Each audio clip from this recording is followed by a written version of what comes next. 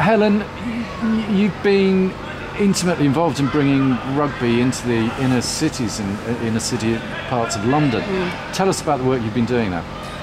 Well, some of the work I did originally was with Southwark Tigers, which is one of the inner city rugby clubs, well, one of the few inner city rugby clubs that started from scratch, and that's now led on to doing the Positive Futures activities as well. Being involved in the pilot here, it's the young people that have taken part in the Positive Futures activities this summer have basically, they will feed into the Southwark Tigers club. So it's a way of enhancing the clubs, but also the clubs recruiting more children through the Positive Futures programme. And rugby in the inner city, doesn't sound like a natural fit. It's an amazingly natural fit, really. It's very far away from your white middle class Kent. You know, parents arrive, they all stand on the sideline clapping politely.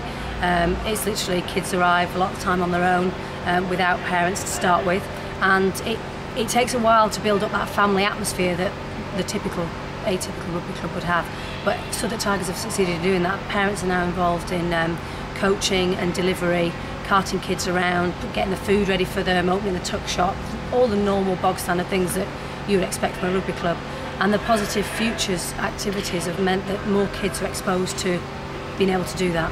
And has it been, rugby it's a very different sport from football. Have the kids enjoyed learning how to play? They've really enjoyed it. The one thing is it's a behavioural thing, I think, a lot of the time. The other stuff you get from rugby, I think, is you can't put a price on it. It's the thank you sir, and shaking hands with the referee and shaking hands with the opposition, and how you speak to the opposition, how you respond to them, I think is completely different. And I think that's why rugby is so valuable in the inner cities, because it gives a community, because you've got your team, and it also means that you learn how more civility with your opposition, unlike football. You've seen the summer pilot work. Presumably you'd like to see it roll out. I'd love to see it roll out. I would love to see every Premiership club have a Positive Futures programme attached to them, training their coaches to be youth workers and training youth workers in that area to be rugby coaches. It's a natural fit, really. It would just be fantastic if the Premiership clubs had a programme each to themselves. I can see that getting quite competitive between the Premiership clubs, but that'd be a really good way to go. And I must ask you about women's rugby, which you're intimately involved in. How well is women's rugby doing? It's doing really well. We've just, we retired quite a long time ago. The girls have just finished a series against America and Canada this summer. They've got their final game Saturday against Canada. So they're travelling more, they're working more, they get more funding through lots of different sources.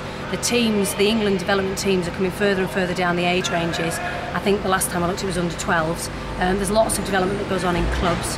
A lot of the senior clubs have women's and girls sections attached to them, so it's constantly expanding. So the future's looking bright for women's rugby? I think it looks really bright for women's rugby. I mean, we came second in the World Cup 2006, very unluckily to New Zealand, but the development's there, the coaches are there, and the coaching structure below the elite is there as well, so that the talent coming through is staggering.